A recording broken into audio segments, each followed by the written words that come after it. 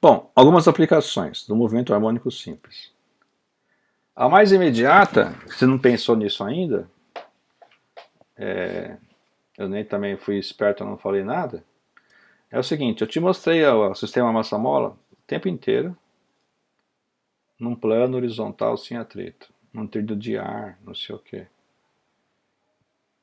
Mas, quando eu filmei o experimento lá, eu coloquei a mola na vertical. E na vertical, no plano horizontal, não tem força resultante, né? Porque a força-peso cancela com a normal. Mas no plano vertical, você tem peso, sim. Aí você fala assim, putz, mas esse peso vai me atrapalhar? Aí você vai falar assim, bom, eu pego uma mola aqui de comprimento L e penduro um peso. Esse peso vai esticar a mola ΔL, tá? E vai equilibrar. Aí o que eu faço? Eu empurro um pouquinho para cima e solto, tá certo? Então, se eu empurrar um pouquinho para cima, eu estou comprimindo a mola de X, então aqui ficou ΔL menos X, esse pedacinho aqui. Quem que é a força que a mola sente? A mola sente a força desse pedaço aqui, né? Em relação ao que ela estava antes, né? A força total que a mola sente é em relação a esse comprimento. Ó. Quando ela estava aqui, a força que a mola sentia era K ΔL, tá certo? Agora que eu empurrei um pouquinho, eu modifiquei aqui o comprimento da mola, então agora aqui é ΔL menos X. Então a força que ela sente é K ΔL menos X, beleza? Mas nesta posição de equilíbrio aqui, eu sei que esta força está equilibrada com o peso, certo? Então, esse K ΔL que está aqui, ele é igual ao peso, tá? Beleza? E a pergunta é o seguinte, quando eu dei esse empurrãozinho, quanto que vale a força restauradora que a mola sofre?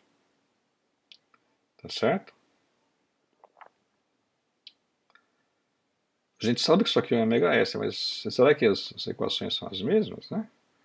Então, se a força restauradora for a mesma, tudo igual. O que eu percebo então? Que a força aqui, ó, é K ΔL menos X. Mais a força-peso, né? Porque a força resultante que a mola sente, né? São as duas forças. No plano horizontal só tem a mola, mas aqui no vertical também tem o peso. Só que esse K ΔL aqui, eu já fiz a conta, ele vale mg. Então aqui vai ser mg menos kx mais mg. Opa, cancela, vai dar o quê? Menos kx. Ora, mas a força restauradora não era menos kx? O que você concluiu então? Concluímos que é tudo igual. É igualzinho a ômega S horizontal. Tá? Então o fato de a mola estar na vertical não muda nada. Tá certo? Não muda nada. No período, não muda nada na frequência, nem na frequência angular. Tá certo? O ômega é raiz de K sobre M. Tá? Só que agora a posição de equilíbrio não é mais x igual a zero. É x igual a ΔL que é o equilíbrio, porque é aqui que vai oscilar em torno desse ponto. Só isso que muda. Tá? Aqui vai ser o novo x igual a zero. Beleza? Então você pode trabalhar com MHS na vertical sem problemas, as fórmulas são as mesmas, tá? Porque a força-peso é constante. Agora, você também poderia pensar em vez de pendurar, comprimir a mola, né? Sempre que você tem um sistema que você quer segurar algum peso grande, você põe uma mola, você está comprimindo a mola. Se oscilar, vai ser a mesma coisa. Tá? O mesmo raciocínio vale aqui, tudo vai ser igual. É um MHS do mesmo jeito. Tá? Vamos fazer o exercício então. Os amortecedores de um carro velho de 1000 kg estão completamente gastos. O que quer dizer isso? Quando o amortecedor está gasto, ele oscila o amortecedor. O que acontece? O amortecedor oscila e segura, né, o amortecimento, ele amortece a oscilação. Por isso que chama amortecedor. Quando ele está gasto, ele não segura, o carro fica vibrando assim, né? É um perigo. Na curva você pode derrapar, o carro capotar, tá certo? Você tem que trocar os amortecedores, né? Nesse caso, como está velho, Se ele oscilar, o carro vai ficar oscilando assim, né? Tá? Então ele fala o seguinte, olha, quando uma pessoa de 980 newtons sobe lentamente no centro de gravidade do carro, o carro abaixa 2,8 centímetros. Tá? Quando essa pessoa está dentro do carro durante uma colisão com um quebra-molas, quebra-molas é aquela coisa vertical, né? Aquele lombada, né? A lombada. Tá? Passou na lombada, o carro oscila, né? Só que ele oscila e não para mais de oscilar, porque o amortecedor está velho. Aí ele fala assim, cria um modelo do carro e da pessoa com um único corpo sobre uma única mola e calcule o período e a frequência de oscilação. Tá? Então eu tenho a massa total, tenho o ΔX, tenho o K, e eu acho que tem que achar o ômega, tá certo? Então o sistema é o mesmo do exercício anterior, você tem aqui um ΔX, tá? Provocado por causa do ΔL, né? Provocado porque você colocou um peso em cima, no caso o peso do carro. Então o K da mola é a força que você aplica sobre X, né? As molas estavam já em equilíbrio, você colocou uma pessoa a mais, abaixou isso aqui, tá? Então o K da mola é 35 mil newtons por metro, tá? Quilogramas por segundo quadrado. Isso aqui é décimo de milhar, né? 35 mil. Bom, agora que eu tenho K, quanto que é a massa total? É a massa do carro mais a massa da pessoa. Essa pessoa aqui, se eu dividir por G, vai dar 100, não é isso? Então, a massa total é 1.100. Quem é o período, então? 2π raiz de m sobre K. 2π raiz de m sobre esse K aqui. Vai dar 1,1 segundos. Invertendo, vai dar 0,9 Hz. Então, oscilar assim, com um período de 1,1 segundo, você vai ficar fazendo assim dentro do carro, vai ficar muito ruim, tá certo? É muito desconfortável. Né? São números razoáveis, tá certo? Bem interessante. Bom, o que é o MHS angular? É o seguinte, você tem aqui uma chamada mola de torção, né? A mola de torção é uma mola que é encolada assim na forma espiral. Conforme você gira onde está a mola, começa a ter um torque, uma força contrária, tá certo? Essa força é proporcional ao ângulo. Quanto mais você girar o ângulo contra a mola, mais forte ela vai querer girar de volta, tá? O torque é essa letra tal aqui, tá? E aqui no eixo Z, o torque é no eixo Z, né? Por isso tem tal Z aqui. Se eu desloco no ângulo θ, o torque se opõe, quer voltar à posição inicial, tá certo? Isso, por exemplo, é o que acontece dentro de um galvanômetro, né? De um amperímetro analógico, não digital, analógico, né? Tem vários sistemas que, né? Tem sistemas que você dá de corda, por exemplo. A corda você vai forçando a mola, só que tem dentes, né, que não deixam a mola voltar. E aí com o tempo ela vai, solta um, solta dois, solta três, vai gastando o que você armazenou de energia na mola, né? Bom, neste caso, né, o que interessa é quanto que é o momento de inércia aqui. Porque quando você tem rotação, você troca o x por θ, troca a força pelo torque, troca a massa pelo momento de inércia e troca então vamos fazer, e troca a velocidade v pela velocidade angular ômega e também troca a aceleração a pela aceleração angular alfa, né, radianos por segundo quadrado. Então é a mesma coisa, em vez aqui, ó, em vez de x é o θ, em vez de força é o torque. Então esse aqui é o kappa, né? Esse kappa chamado de constante de torção, tá? Mas é a mesma coisa da lei de Hooke, né? F igual a kx, tá? Só que em vez de x linear, agora é o deslocamento angular. Em vez de força que causa movimento, agora é o torque que causa rotação, tá? Então a lei de Newton é o seguinte, ó, força igual a ma. Então força vira torque, a massa vira o I e o A vira o alfa, que é a aceleração angular. O A é d2x dt2. Aqui não, aqui o alfa é d2θ dt2, né? Que troca o x por θ e troca o A por alfa. Então, soma das forças é igual a ma, quer dizer que soma dos torques é igual a momento de inércia vezes alfa. Só que o único torque que tem é esse. e o alfa é esse cara aqui. Então, substituindo, eu vou ter isso aqui. I alfa, que é esse cara, é igual à força resultante, que é esse aqui. Aí você passa dividindo, agrupa, tá certo? Você tem essa equação que é igualzinha à equação do MHS, da horizontal, do sistema massa-mola. Esse cara, capa sobre uma medida de inércia, capa sobre I, é o ômega, tá certo? Também tem dimensão de 1 sobre o segundo quadrado. E aí, a equação que fica é essa, que é a mesma do oscilador. Só que em vez de x de t, é θ de t, né? Então esse θ de t é uma amplitude inicial θ grande, né? É um ângulo, amplitude angular inicial. Aí você abre aqui 90 graus e solta. Ele fica oscilando assim, 90 graus. Tá certo? E aí esse θ então é a amplitude angular inicial. Amplitude angular, né? E aí o que acontece? Você vai ter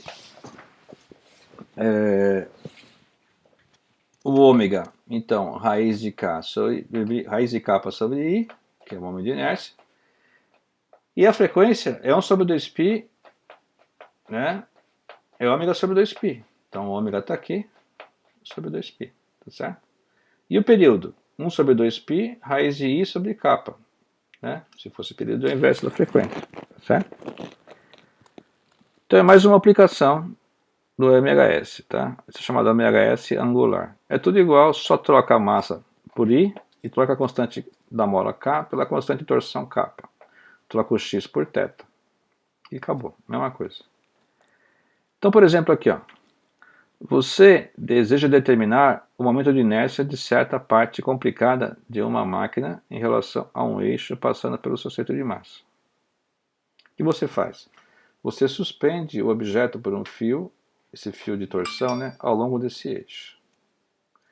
Esse fio tem uma constante de torção dada, né, padrão, é um fio padronizado, 0,450 newton vezes metro por radiano.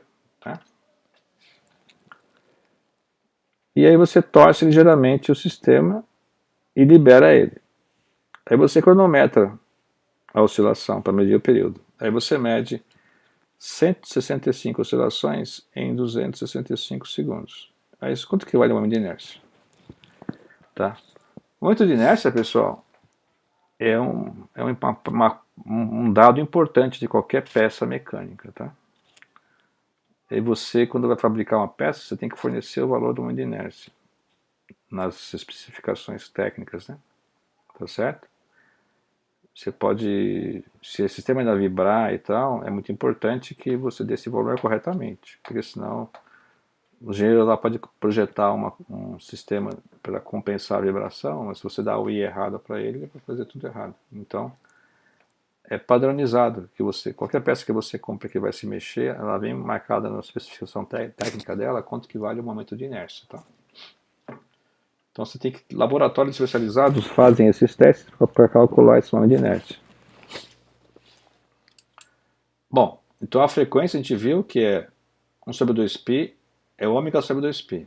E o ômega é raiz de K sobre I, tá certo?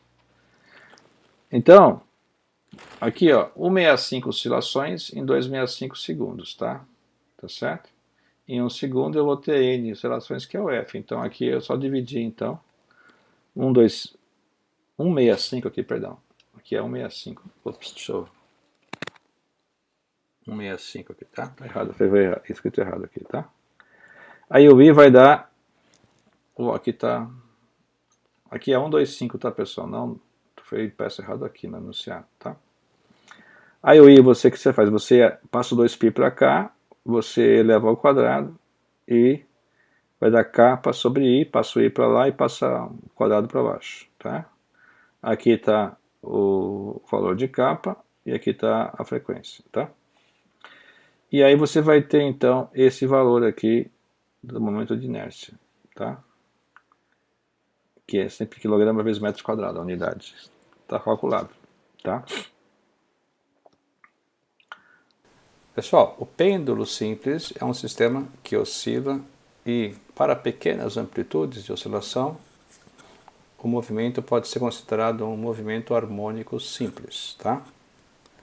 Então, se você tem aqui uma pessoa se balançando num balanço, né, uma criança, você pode pensar, isso é um pêndulo, tá? E realmente é um pêndulo, mas não é simples, tá? Um pêndulo simples, você tem que pendurar um ponto material, seria uma bolinha de dimensões desprezíveis, né? E aí já é uma pessoa que tem dimensões, então esse é chamado pêndulo físico, nós vamos estudar depois isso, tá? O movimento do vai e vem aqui, você começar do zero e começar a se mexer, é tudo baseado no momento de inércia da pessoa, que ela modifica a forma do corpo ou muda o momento de inércia, né? Mas isso é uma coisa que não vem ao caso aqui agora. Bom, o pêndulo simples é um modelo idealizado, por essa palavra simples, né? É um fio, o fio ele não se estende, né? É inextensível, a massa do fio desprezível, tá? Aí você puxa um pouquinho esse fio, esse corpo é pendurado, esse corpo tem que ser um corpo pontiforme, de dimensões desprezíveis, aí você solta ele, ele vai ser liberado, aí ele oscila na posição de equilíbrio, tá certo? E esse tem várias situações que você pode associar ao pêndulo, né? Como por exemplo aquela bola de demolição, tá certo? E muitos outros sistemas, o relógio de pêndulo, né? Tem relógio que funciona com pêndulo. O pêndulo tem muitas utilidades, tá?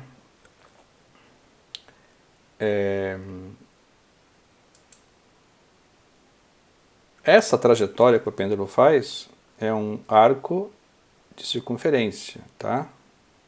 O raio do arco, o raio R, né? A gente chama de comprimento do pêndulo. Esse L é o comprimento do fio, tá? Porque a bolinha tem dimensão desprezível, beleza? Bom, se você tiver uma oscilação pequena, da ordem de 10 graus, tá? Você tem que provar aqui, primeira coisa, né? Para provar que é o MHS, você tem que provar que a força restauradora é proporcional a X, né? Lembra na mola? Kx, né? Ou a θ, né? Porque X e θ estão relacionados pelo comprimento, né? O arco da circunferência é o ângulo vezes o raio, tá certo?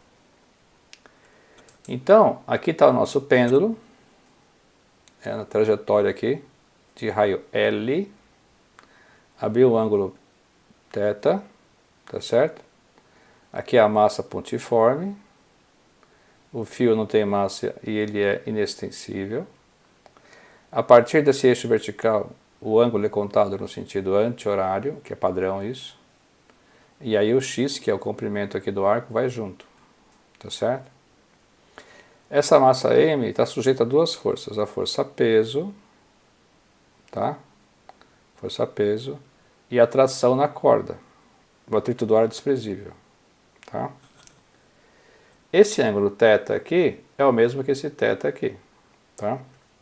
Então você pode projetar a força-peso em duas componentes. Uma na direção da tração, que é a cosseno de θ, porque aqui está adjacente ao ângulo, né? E uma oposta, que é o mg seno de θ.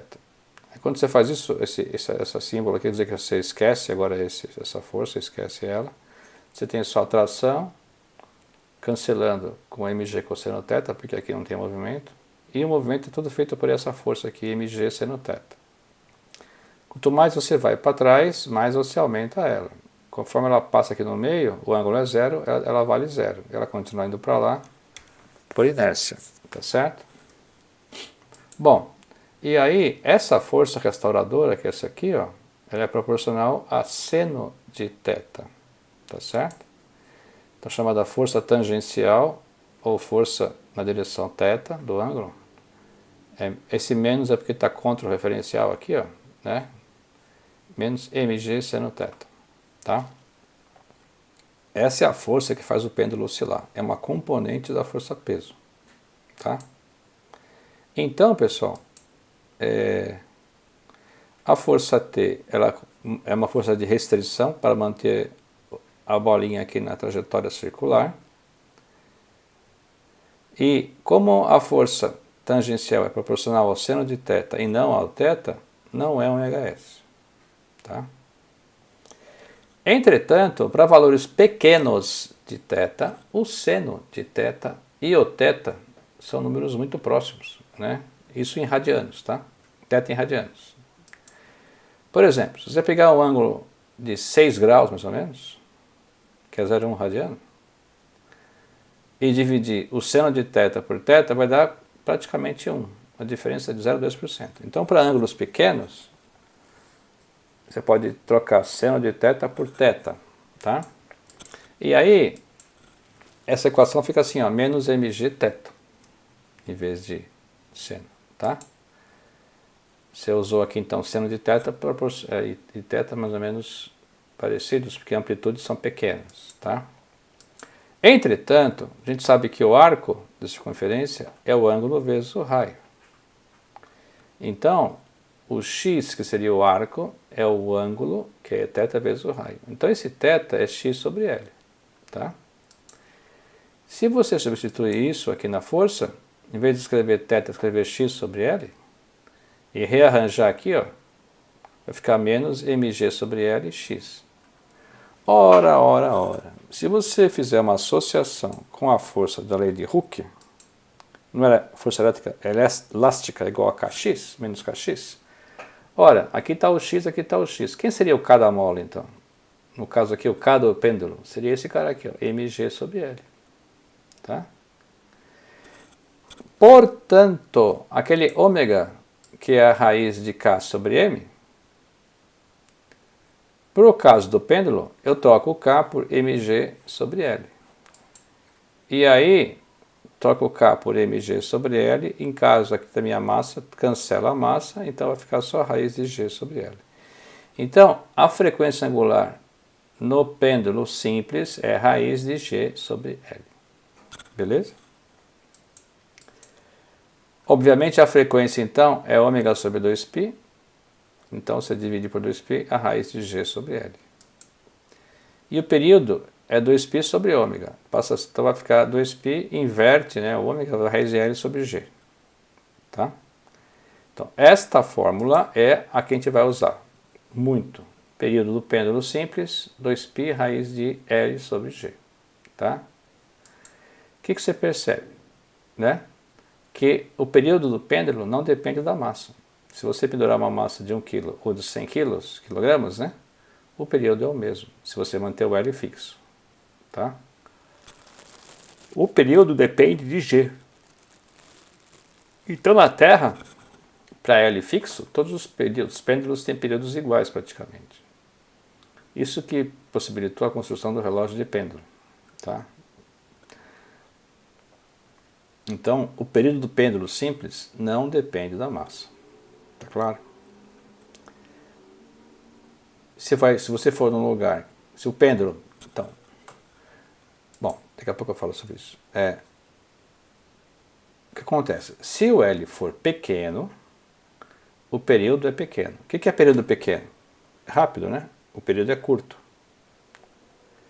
Se o L é pequeno, o período é alto. Não, se o L é pequeno, o período é baixo e a frequência é alta. Tá? Oscila rápido.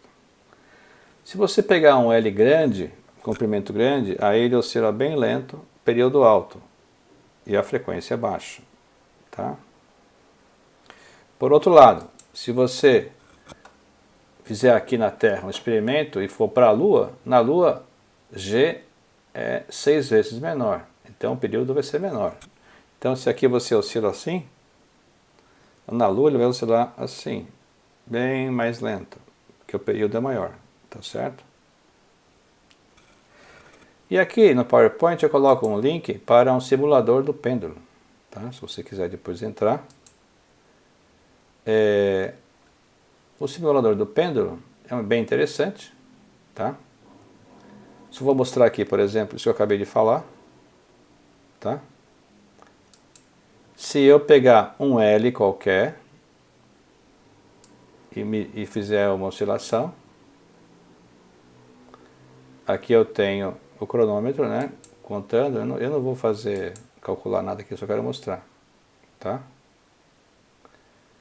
O que acontece se eu aumentar o L?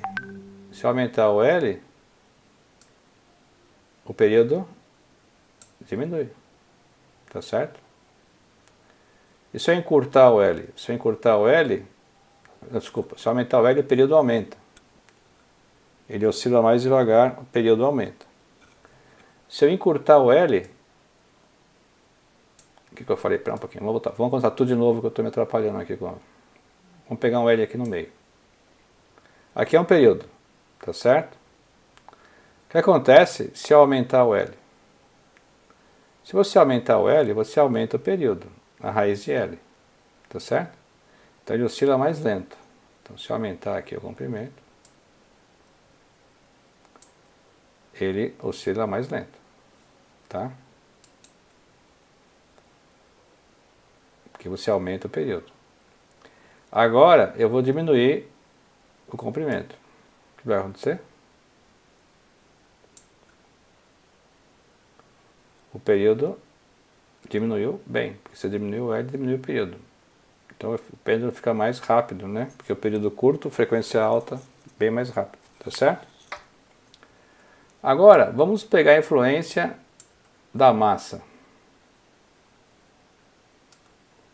Se eu tenho a massa de 1 kg e a massa de 100 gramas, o que vai acontecer? Não vai acontecer nada. Se aumentar para 1,5 kg, não vai acontecer nada. Por quê? Porque o período não depende da massa. Aí agora eu vou trabalhar na Terra. Vou trabalhar agora na Lua. O que vai acontecer? Como a Lua tem um G menor, então o período aumenta. Aqui o G está embaixo, né? Da fórmula. Então vai oscilar mais lento.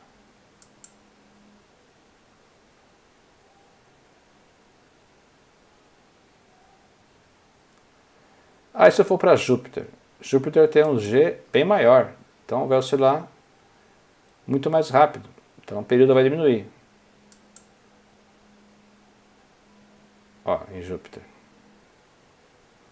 Vamos voltar para a Terra.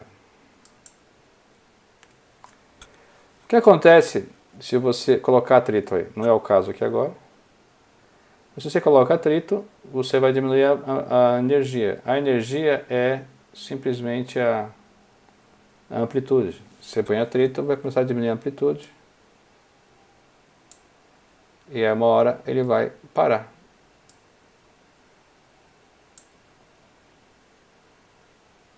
Acho, né? Tinha que fazer isso. Acho que não está funcionando isso. Tá parando, tá bom? Tá parando.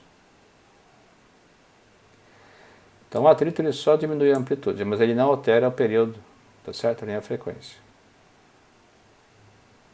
Tá? Que é uma brincadeirinha, depois vocês podem entrar aqui e ficar brincando, tá? Dá para fazer pêndulo duplo com duas massas, ó.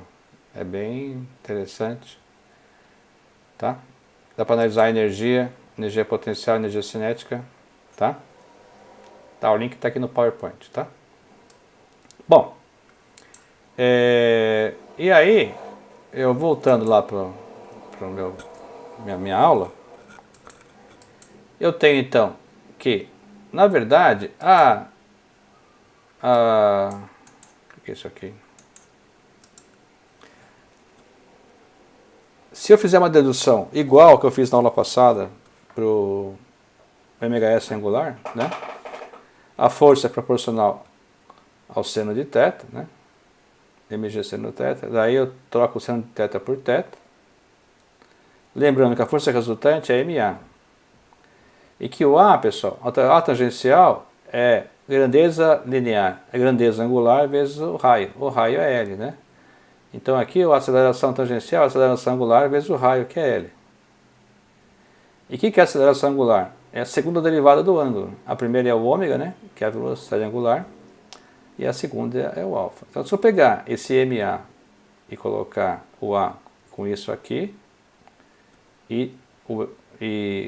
o A com alfa L e o alfa por isso, e no lugar da força resultante colocar menos mg θ, você vai ter um negócio assim, ó, menos mg θ, que é a força resultante, é igual a massa vezes L alfa, tá? Você pode cancelar a massa dos dois lados. E aí você vai, passa o G dividindo, tá certo?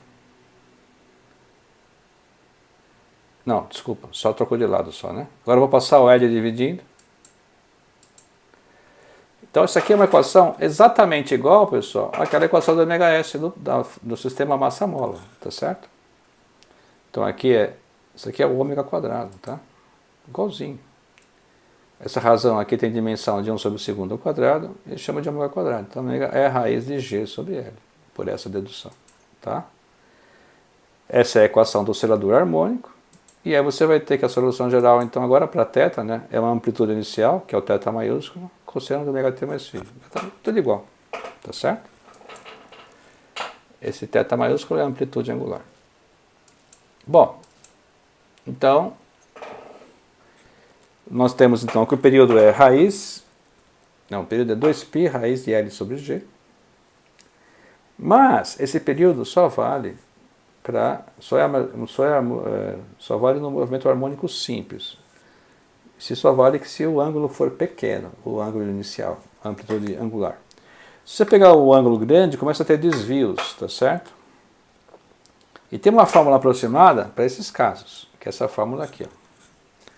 Então, o primeiro termo aqui é 1. 1 vezes isso é isso aqui mesmo. Isso aqui joga fora tudo. Se começar a aumentar muito a amplitude, começa a aparecer ela aqui, ó, seno ao quadrado da amplitude, seno à quarta da amplitude. Por exemplo, se você pegar 30 graus, seno de... Não, pega o ângulo de 60 graus, tá? 60 por 2, 30. 60 graus já é um ângulo grande, né? Seno de 30 é meio. Meio ao quadrado é 1/4. E aqui tem mais 1/4. Então aqui vai dar um termo de 1 sobre 16. Então, 1 sobre 16 avos de correção aqui. Tá certo? Aqui vai ficar mais baixo ainda. Conforme você vai aumentando aqui, cada termo é mais baixinho do que o anterior.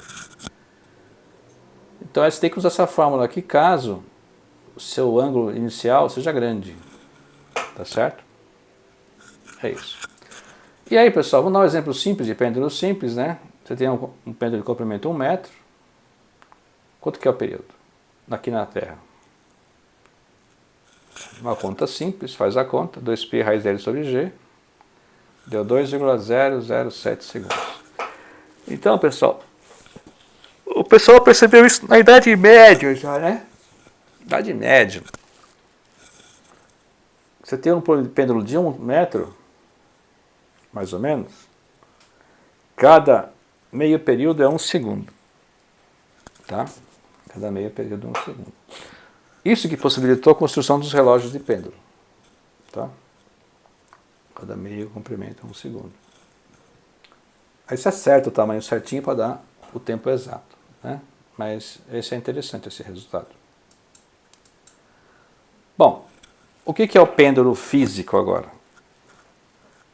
O pêndulo físico é você pendurar um corpo de verdade lá no pêndulo, não uma bolinha de massa desprezível. Coloca um corpo qualquer lá, uma batata. O que acontece? Você prende ela no pivô aqui, que é um rolemã, um mancal, né, para não ter atrito. Prende aqui e solta aqui para oscilar, tá? Oscilando, tá?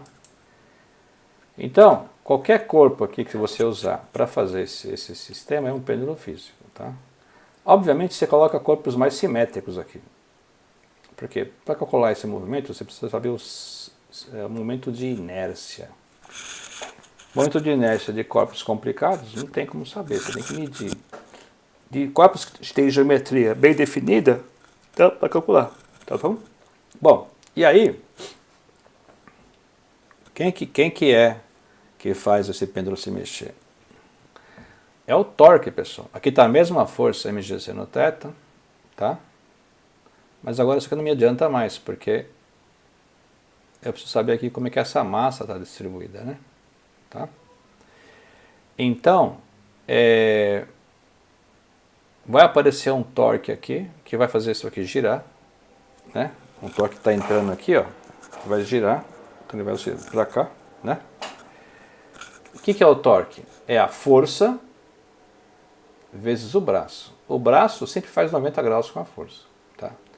Essa força aqui, ó, não causa torque, porque ela passa, se você prolongar ela passa pelo pivô. O pivô é o seu ponto de referência. Então, o torque é força vezes distância, força vezes o braço, né? Então ficaria mg seno θ vezes esse d. Tá certo? mg seno θ vezes o d. Tá aqui. Trocou sua ordem aqui. Tá? Esse é o torque restaurador. Tá? E a força vezes o braço. O braço é esse d aqui. Tá?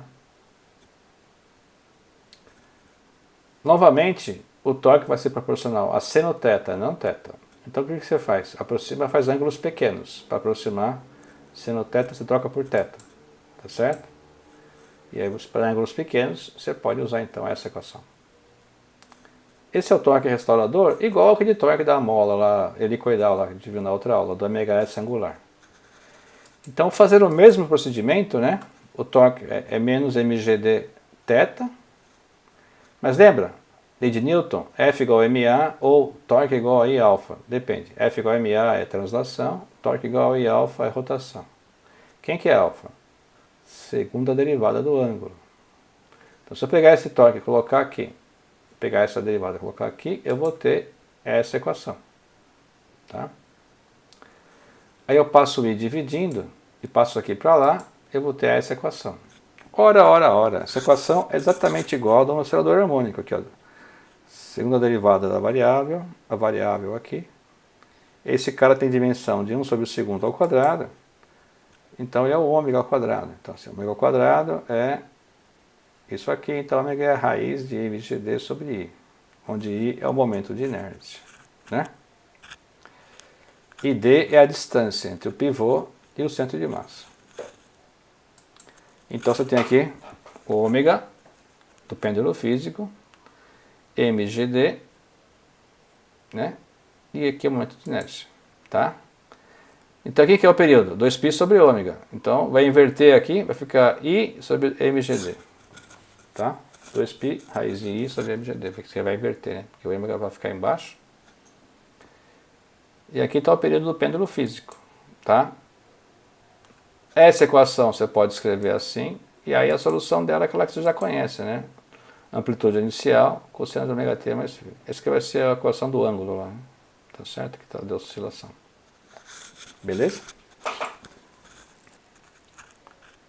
Bom, vamos ver qual a diferença entre um pêndulo físico e um pêndulo simples, tá?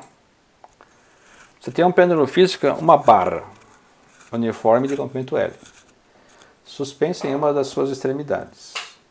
Calcule o período do seu movimento como um pêndulo. Bom, e vou comparar depois com o período do pêndulo simples. Bom, veja bem, no arquivo do livro, tá? Tem todas os momentos de inércia das principais figuras, né? Você vai usar isso muitas e muitas vezes em muitas matérias, tá? Então eu já peguei lá uma barra fina de comprimento L presa na ponta, o I é mL² sobre 3, tá? Se for preso no meio, no centro de massa, é mL² sobre 12, tá? Porque se você prender pelo meio é mais fácil girar do que se você prender pela ponta, né? O momento de inércia expressa a facilidade de giro. Quanto maior ele é, mais difícil o giro, tá? Bom, sabendo I, aplico a fórmula. A distância D é a distância do pivô, onde está preso, até o centro de massa. O centro de massa numa barra pequena é a metade dela, né? Uma barra fina é a metade. Então essa distância D é L sobre 2. Então eu faço a conta aqui. O I é 1/3 de mL², tá? E esse D é L sobre 2. Fazendo a conta, corta a massa, eu tenho que período isso aqui, ó. 2π raiz de 2L sobre 3G. O pêndulo simples não tem esse 2, nem tem esse 3. Tá? Então, o período vai aumentar pela raiz de 2/3. Esse é o fator que aumenta o período. tá? Mas raiz de 2/3 é um número maior que 1 ou menor que 1? Deixa eu fazer a conta aqui. Então vamos lá, raiz de 2/3. 0,81. Opa, vai diminuir, então vai cair quase 20%, 19%. Então o período vai ficar menor, vai ficar mais rápido. Então oscila mais rápido um pêndulo físico do que um pêndulo simples. Tá? Esse período é menor então. Tá?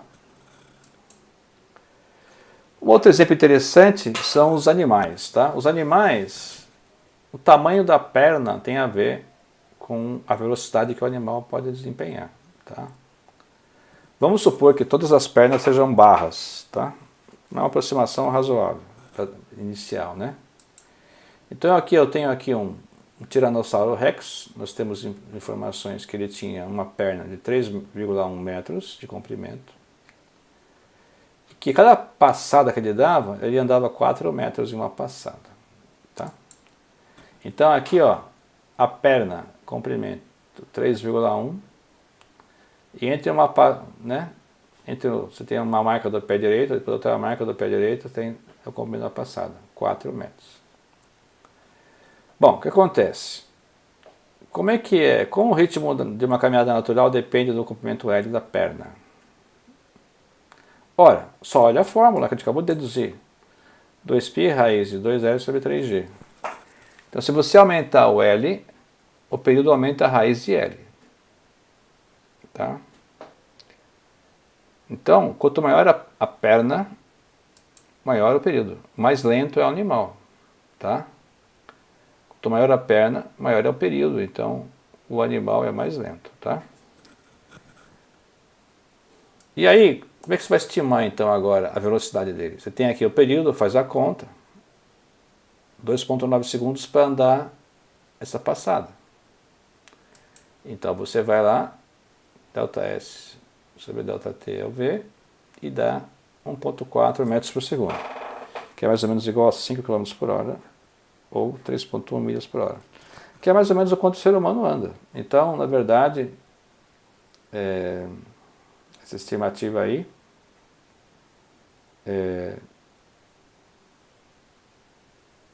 está bem superficial mesmo, né? Porque eu acho que esse tiranossauro ele consegue andar mais rápido que a gente, né? Nossa passada, se fosse um ser humano, quanto que é uma passada no ser humano? 1 metro?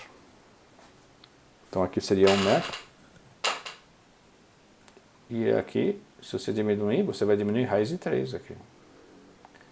Ah, sim, então perna menor, né? Perna menor, período menor. Só que a passada também é menor. Então, vai ter que fazer a conta mesmo, não tem jeito, tá bom? Esse é mais um exemplo, então, que eu estou usando aqui o pêndulo físico, tá? O pêndulo físico, lembrando, não é essa fórmula aqui não é do pêndulo físico, né, pessoal? Aqui é só para uma barra, se o corpo for uma barra. Se o corpo for uma outra coisa, uma bola, um triângulo, vai ter que usar o momento de inércia desses corpos. Você tem exercícios na lista para fazer sobre isso, você tem que consultar no final do livro a tabela dos momentos de inércia, tá? Você vai ter que fazer isso aí em diversas provas que você vai ter no curso, em outras matérias. Você tem que sempre usar a tabela de momentos de inércia, tá bom? Já vai começando a acostumar já.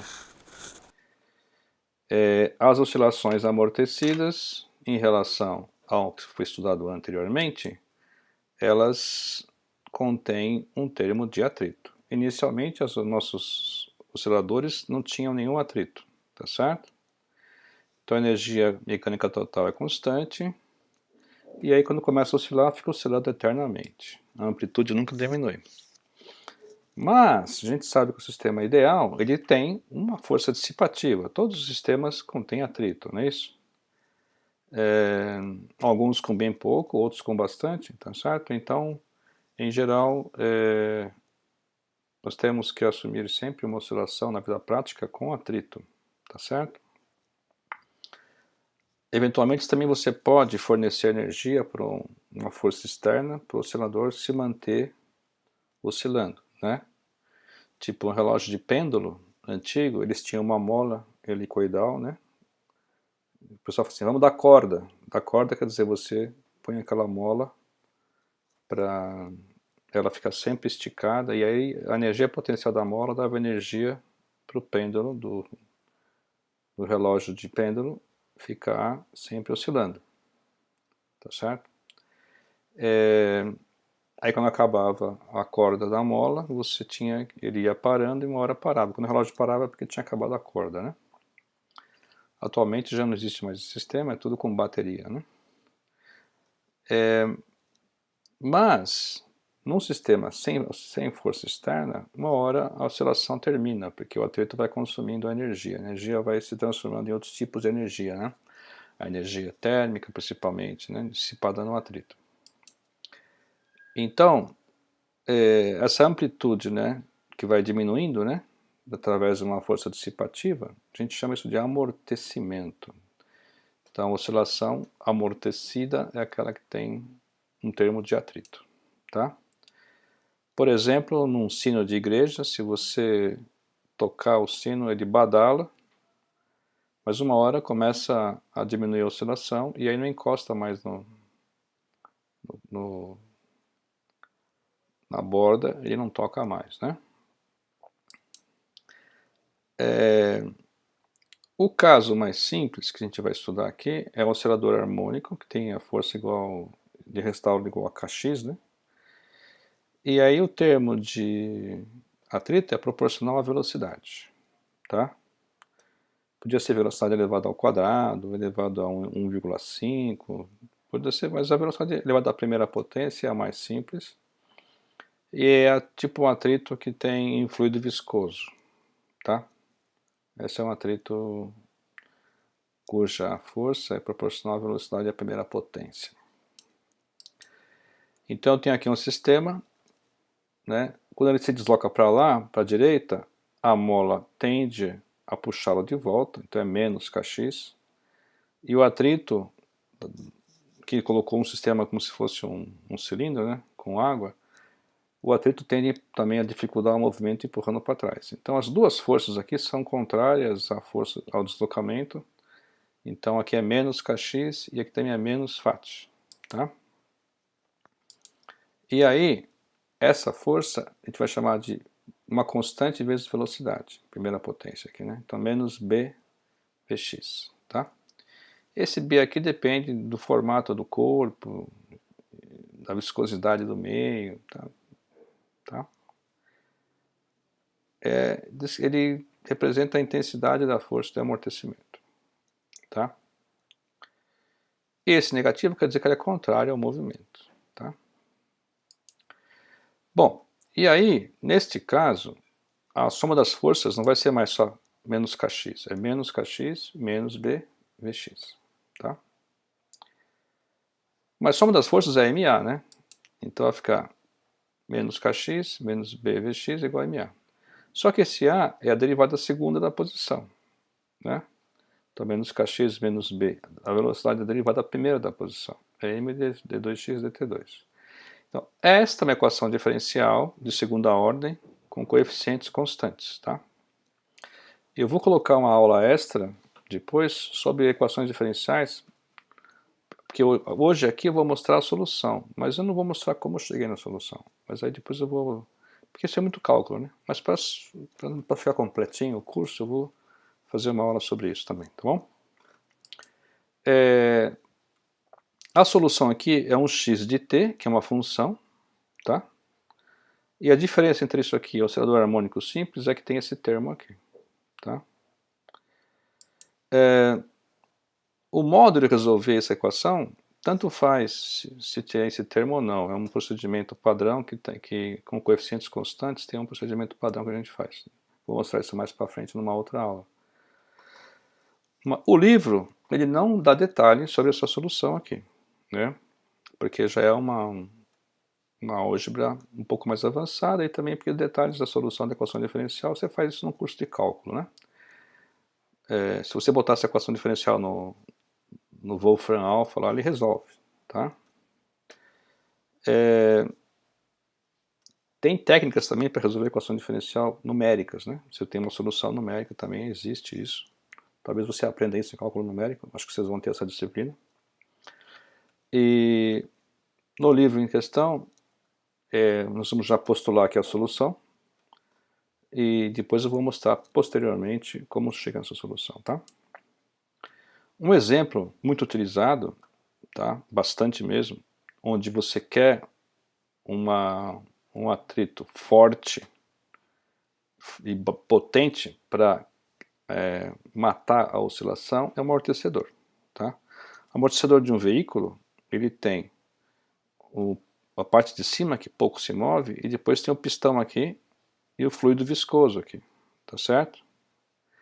Quando ele tem a compressão ou a extensão, você tem aqui que esse fluido ele breca, né? Tá certo? Ele breca esse movimento oscilatório, porque aqui do lado de fora tem uma mola, né? Tá certo? Essa mola não está sendo mostrada aqui. Então, a função desse fluido é que oscile pouco, né? Tá? Quando o amortecedor está velho e esse fluido já não tem força para segurar o pistão, quando passa no buraco, isso aqui oscila bastante, né? E aí é muito desconfortável para os passageiros e é muito perigoso para a estabilidade do carro numa curva, por exemplo, tá? Bom, então, se essa força de amortecimento é pequena, tá? Então, a solução daquela equação diferencial é isso aqui, ó, tá? Um x de t, tem uma constante, tem aqui uma função exponencial que decai com o tempo, ó, menos t. Aqui é aquele b, que é a constante de amortecimento, e aqui é a massa do sistema. Então, nesse caso aqui, a solução depende da massa, tá, pessoal? E aqui aquela cosseno de ômega t mais φ, que é o tradicional, né? Só que aqui é um ômega linha, tá? Ou ômega prime, o americano fala ômega prime, né? O ômega linha não é igual àquele ômega anterior, tá certo? Beleza? Então, essencialmente, você tem aqui um cossenoide, tá? Oscilante. E essa exponencial aqui faz com que a amplitude vá diminuindo, tá? Porque é menos exponencial de menos. Tudo que é exponencial de menos é uma função que decai. Então a amplitude vai caindo devido a essa exponencial, que é devido a o B lá da força de atrito. Se não tiver atrito, o B é zero, elevado a zero é 1, isso aqui desaparece. Tá? E o ômega' vira o ômega inicial. Tá? Aquele ômega inicial, que é a raiz de K sobre M, a gente vai chamar de ômega zero. Tá? Então, ômega zero é a constante do ômega-S. Tá? Então, o termo novo aqui é essa exponencial. Tá? E esse ômega', ou ômega prime, não é só K sobre M, é menos B sobre 2M, tudo ao quadrado, que vai dar B quadrado sobre 4M quadrado. Tá? Então, esse ômega' é um pouco menor do que o ômega zero. Isso aqui é ômega zero quadrado, tá? Ele é um pouco menor, porque tem esse menos aqui, tá certo? Muitos autores chamam B sobre M de gama, o fator de amortecimento. Se for assim, esse ômega prime, né, o ômega' seria ômega zero ao quadrado, que é esse cara aqui, menos gama ao quadrado sobre 4, porque esse 4 não está aqui na definição, né? Tá? Então, esse cara aqui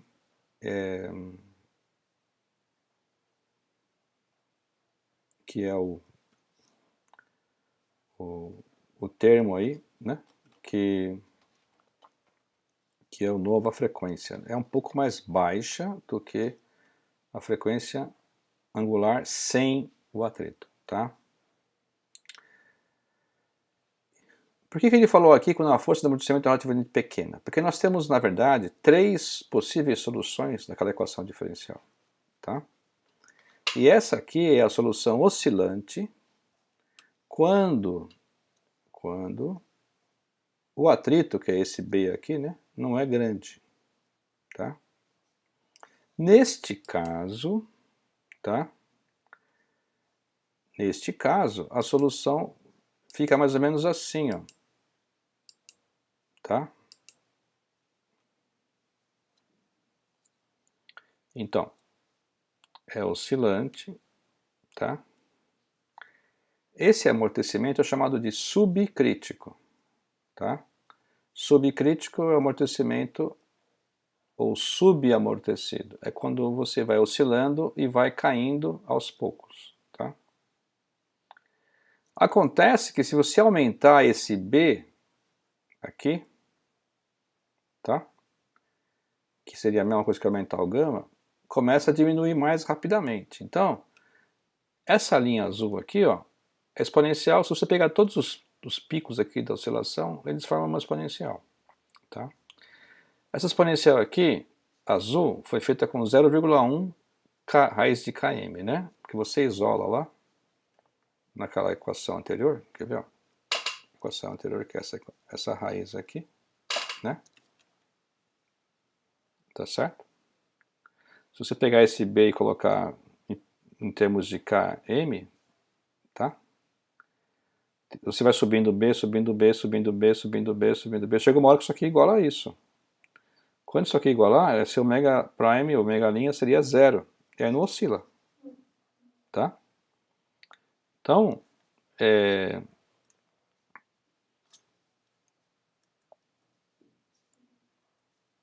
se você começar a subir aquele B, por exemplo, a curva rosa já é 0,4 raiz de K sobre M, raiz de Km.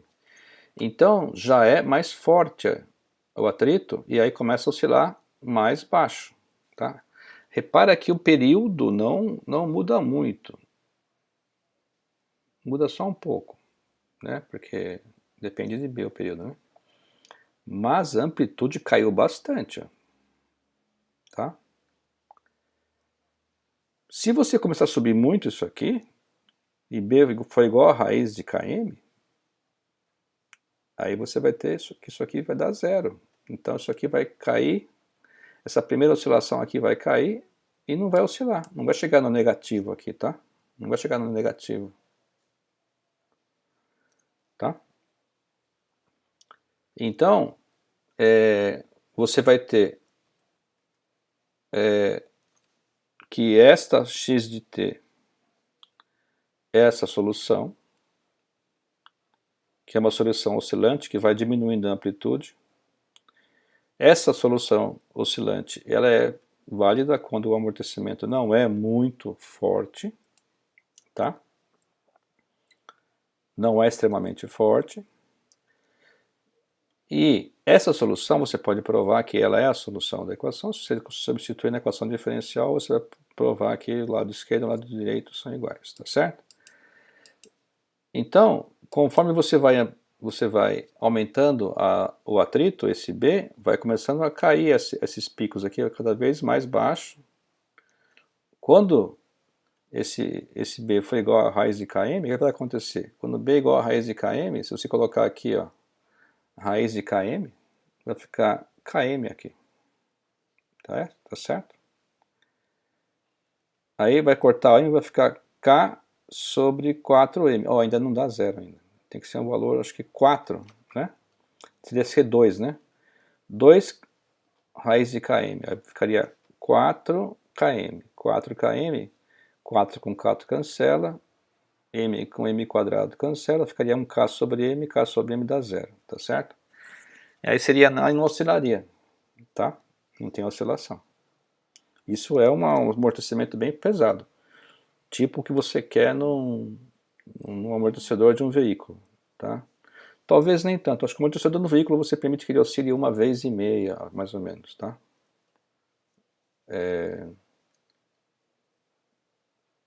Mas repara que se você vai aumentando esse atrito, você pode chegar numa região em que não oscila mais, tá? Então, o que você conclui? Que agora a amplitude não é mais constante, a amplitude cai, os picos da amplitude formam uma linha exponencial, que é essa curva aqui, né? Essa curva aqui. Além disso, o período, a frequência angular não é mais k sobre m, raiz de k sobre m, agora tem uma dependência no b. Então esse ômega prime, né, ômega linha, se o B for igual a 2 raiz de km, então ele daria 0, e a oscilação não tem mais oscilação, tá certo? Então, a força com que isso aqui vai para 0 depende desse B aqui. Se o B for alto, ele cai rapidamente para 0, oscila poucas vezes. Se o B for baixo, ele oscila várias vezes e vai caindo, né? Se você deixar o oscilador lá harmônico no ar, oscilando, você deixa ele oscilando lá, você vai tomar um café e volta, ele está oscilando ainda, bem menos, né? Então cai bem lentamente a amplitude. Então, mas está caindo, tá? E tem sistemas que ele cai, nem chega nem a dar uma oscilação. Você solta, o pêndulo desce, para, já no meio do caminho, né? De tão rápido, de tão denso que é o atrito. Quando você tem, então, que aquele ômega linha, ômega prime é 0, você tem isso chamado amortecimento crítico, tá? Então, o crítico, ele só dá uma oscilação, tá? Então, B igual a raiz de 2 raiz de km, ou então ômega 0 quadrado é igual a gama quadrado sobre 4, tá? Não dá nem para ter uma oscilação completa, tá?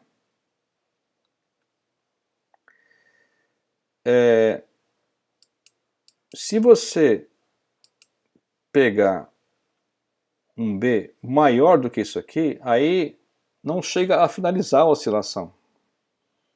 É o chamado supercrítico, ou sobreamortecido, tá? Aquela raiz lá da negativa.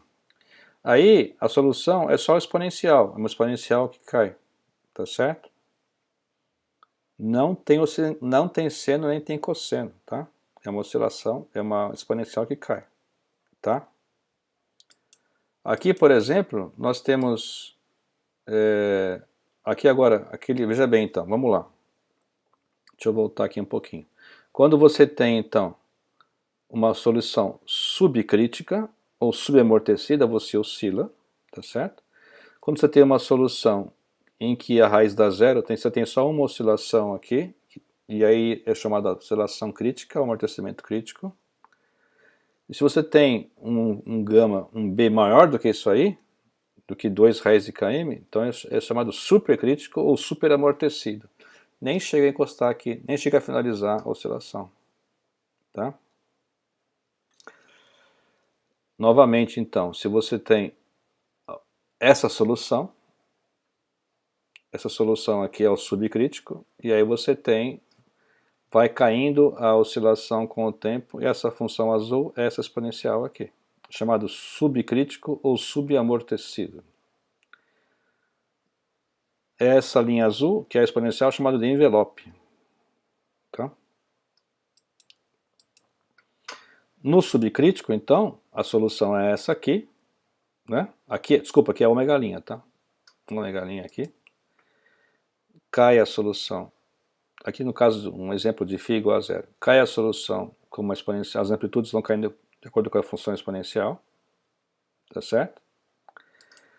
Esse gama é B sobre M, e o ômega zero é raiz de K ao quadrado, né? K sobre M. E esse ômega linha aqui, ômega prime, é ômega zero ao quadrado menos gama ao quadrado sobre 4. Tá?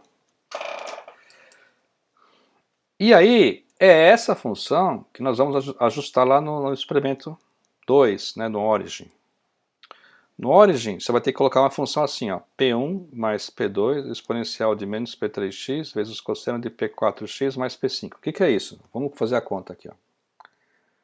Se você olhar aqui ó, as amplitudes, os máximos e mínimos, eles oscilam em torno desse zero aqui. Tá? São equidistantes, ó, esse máximo, são equidistantes do zero. Então esse P1 aqui seria zero, que seria o termo que é a linha base aqui da oscilação. Entretanto, lá no seu sistema pode ser que não seja. Então você deixa esse P1 aqui. Tem que olhar o sistema lá, tem que olhar o seu gráfico para ver o que você põe de P1. Tá? Aí P2 é o que multiplica a exponencial. P2 é o A. Tá? Então você tem que olhar aqui, mais ou menos, quanto que vale o A na sua oscilação. Pelo gráfico. Aí o P3 é esse gama. tá? Desculpa, que multiplica x, né? X é o tempo, então é gama sobre 2, tá? X aqui é o tempo, no caso, né? É o gama sobre 2. E a gente chuta sempre gama de 0 a 2, tá? Meio até 2, por aí, tá? Esse ômega prime, que é o ômega linha, você vai chutar próximo de ômega. Então, meu ômega zero no outro experimento deu 8. Então eu vou dizer que esse ômega prime vai de 7 até 8,5, por exemplo. Tá? Porque a mola é a mesma. E a massa também é a mesma. E esse P5, que é o φ, eu vou colocar de menos π a π, eu vou colocar de menos 3 a 3, por exemplo. Tá? Então veja bem, se você colocar essa função aqui para ajustar seus dados, o origin não vai ajustar. Ele vai se perder. Mas se você cercar esses fatores no intervalo, aí ele ajusta direitinho, tá? Então, P1, preciso olhar seu gráfico. P2, preciso olhar seu gráfico. P3 vai de 0 a 2. P4 vai de 7 a 9, sei lá. E o P5 de menos 3 a 3. Aí você bota isso na origin, aí ele ajusta. Aí passa assim, ó, a curvinha vermelha passa assim em cima dos pontos certinho, tá bom? Então é isso. Nós vamos ajustar essa função, tá? Agora, o supercrítico, pessoal, eu não tenho nenhum sistema que é supercrítico, tá? O Bertollo estava tentando fazer não sei se ele conseguiu. É só uma exponencial, tá? Só que tem duas, esse P aqui são raízes da equação aqui, né? E aí, como isso aqui é esse gama aqui é maior, 2 é maior que ômega zero, então você tem o raiz em número positivo, você vai ter o amortecimento supercrítico. Aí você tem as duas soluções. Esse aqui é a parte da frente e essa raiz aqui é a parte desse beta aqui, tá? Essa parte aqui, porque é mais ou menos, né? Então tem dois expoentes aqui. Porque o exponencial de tudo isso é o exponencial desse vezes o exponencial desse, né? São duas soluções. Aí você, por exemplo, você tem aqui vários casos que ele fez aqui uma tabelinha. Ele colocou aqui, por exemplo, o beta 0,3, o ômega 0, 0,075, e só pegou a parte, né, overdamped, quer dizer supercrítico, né, ou super amortecido, e chutou uns valores de A e B aqui, ó. A e B, A e B, A e B. Repara que conforme você vai, os valores que usa de A e B, você tem mais amortecimento ou menos amortecimento. Depende do que você está chutando aqui, tá? Então, isso aqui você usa para ajustar a sua curva. Esse A e B você ajusta a sua curva do amortecimento supercrítico. Mas nós não temos esses dados, tá? Nós não temos esses dados. No amortecimento, então, subcrítico, que é o que nós estamos estudando, esse gama sobre 2 é menor que o ômega 0. Vai ser mesmo, né? Porque esse gama aqui no máximo ele vale 2. Se o ômega 0 ele vale 7 por aí, 8, lembra? 2 sobre 2 é 1. Então, 1 menor que 7, realmente. Nós estamos nessa região aqui, tá? O crítico é quando isso aqui é igual, né, a ômega 0. E o supercrítico é quando isso aqui é maior do que ômega 0. É muito amortecido, tá? Então, num gráfico, esse cara aqui oscila aqui, ó, é a senoide, né, é o subcrítico. O crítico, ele vai e já cai aqui numa oscilação e já tende a 0, tá? O crítico. E o supercrítico, ele demora para chegar né? Ele demora mais ainda para chegar no 0. Nenhuma oscilação, nem um quarto do período ele faz. Tá? O crítico faz um quarto do período. É muito difícil fazer um crítico, né? Porque para acertar essa igualdade aqui é muito difícil. Geralmente você tem subcrítico ou supercrítico. Tá? Um amortecedor de carro, por exemplo, ele é um subcrítico, mas ele é muito forte. Ele dá uma oscilação aqui Aí já dá uma subidinha aqui e já morre. Porque você não quer que ele fique oscilando. Porque um carro que fica oscilando assim é ruim de estabilidade, né? Tá certo? Como é que é a energia nas oscilações, né? A energia nas oscilações, você sabe que se você não conserva a energia, vai ter perda de energia, né? Então a energia total é essa aqui, a energia mecânica, né? É a cinética mais a potencial. Como é que você sabe se a energia está mudando? Calcula a derivada em relação ao tempo. E agora eu peço o seu cuidado, tá? Porque eu vou derivar em relação ao tempo. Cadê o tempo aqui? O tempo está aqui dentro do V, o tempo está dentro do x. X depende do tempo, V depende do tempo. Chama-se função implícita. Como é que você deriva isso aqui em relação ao tempo? Você deriva como se V fosse a variável, depois deriva V em função do tempo. E aqui? Deriva como se x fosse a variável, vezes derivada de x em relação ao tempo. Lembra disso? Então vai ficar assim, ó. Cai o 2 para frente, cancela o 2, mvx, deriva o v em função do tempo.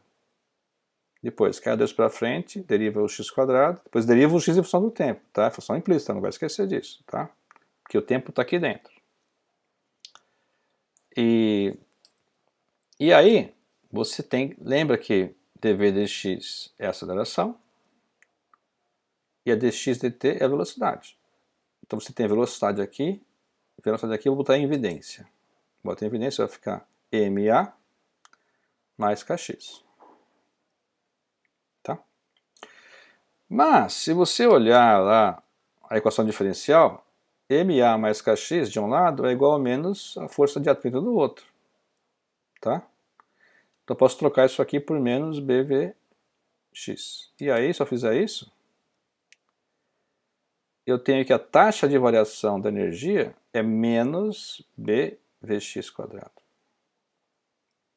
Ou seja, realmente a energia se perde e não importa se o V é positivo ou negativo, está sempre perdendo, porque está ao quadrado e esse menos aqui está fora de tudo. Tá?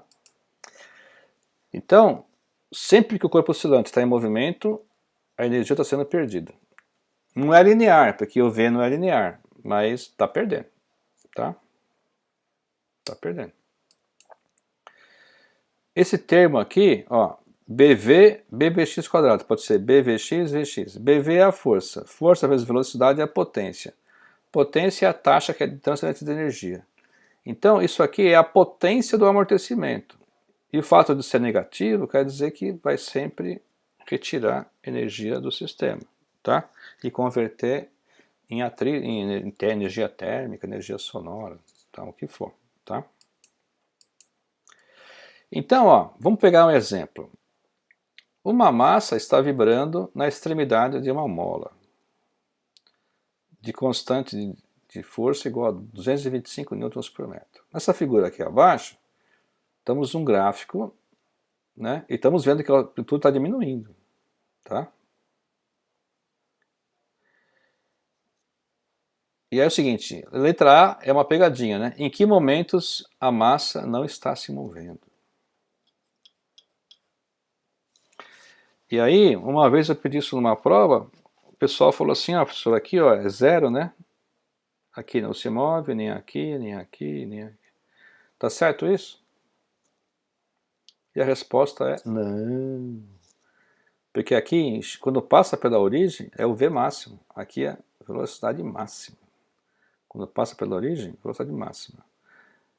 No gráfico de x por t, quem é a velocidade? A derivada. O que é a derivada? A inclinação da reta tangente. Onde a inclinação é zero? Aqui, ó. Passa a tangente aqui, inclinação zero. Passa a tangente aqui, inclinação zero. E aqui, inclinação zero. E aqui também. Então, onde que a velocidade é zero? Que o corpo não está se mexendo.